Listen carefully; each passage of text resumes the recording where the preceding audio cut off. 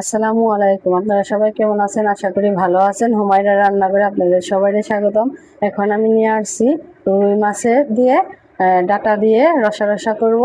আপনারা দেখতে থাকুন কিভাবে রসা রসা করি। খেতে খুবই ভালো লাগে। এই যে রুই মাছ নিছি, এই রুই মাছটা আমি এখন ভেজে নেব।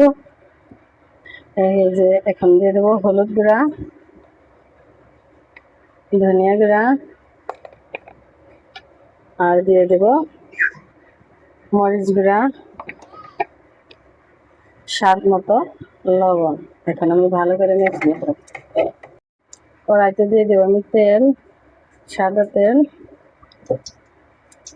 তেলটা গরম হচ্ছে, এই পর্যায়ে দিয়ে দেবো মাছ।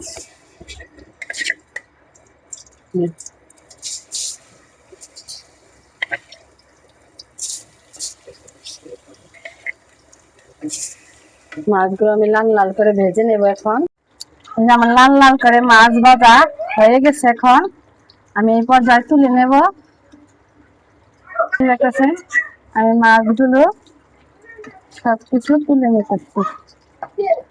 এই যে দেখেন আমার লাল লাল করে মাছ ভাজা হয়ে গেছে। এই পর্যায়ে আমি তুলে নিলাম। এই তেলে, মাছ ভাজার তেলে আমি দিয়ে দেব পেঁয়াজ কুচি, কাঁচামরিচ কুচি। এরপর আমি একটু নেড়ে চেড়ে নেব।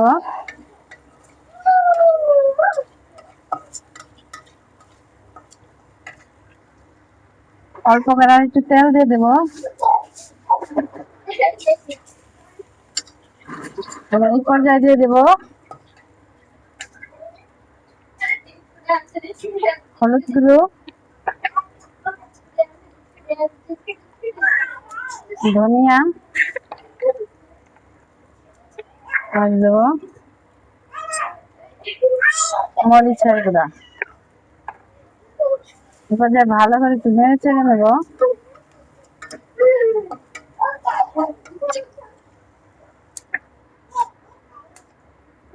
স্বাদ মতো লবণ।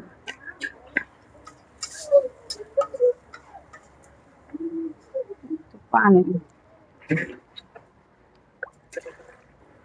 দিয়ে দেবো অল্প করে পানি। পানি দিয়ে ভালো করে মশলাটা আমি কষিয়ে নেব। দেখেন আমার সুন্দর করে কষানিটা হয়ে গেছে। এই পর্যায়ে দিয়ে দেবো আমি, এই যে দেখেন ডাটা গুলা কত সুন্দর করে রেখেছি, কিছুটা আরো দিয়েছি। পর্যায়ে দিয়ে দেবো। এখন আমি একটু ভালো করে কষিয়ে নেব।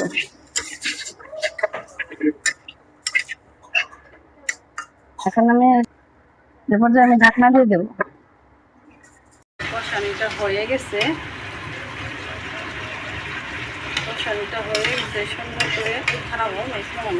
দেখেন এই পর্যায়ে আমার কষানিটা হয়ে গেছে সুন্দর করে। এই পর্যায়ে দিয়ে দেব আমি, এই পর্যায়ে আমি একটু ঝুল দিয়ে দেবো। যেহেতু একটু ভিজে ভিজে করব, এটা ফুটানোর অপেক্ষা আমি পরে টকবক করে ফুটে গেলে দিয়ে দেব তারপরে মাছ। দেখেন কত সুন্দর লাগছে রান্নাটা। এই পর্যায়ে আমার ঝোলটাও ফুটে গেছে, যে দেখেন। ওই পর্যায়ে দিয়ে দেবো আমি মাছ। মাছ দিয়ে নেড়ে চেড়ে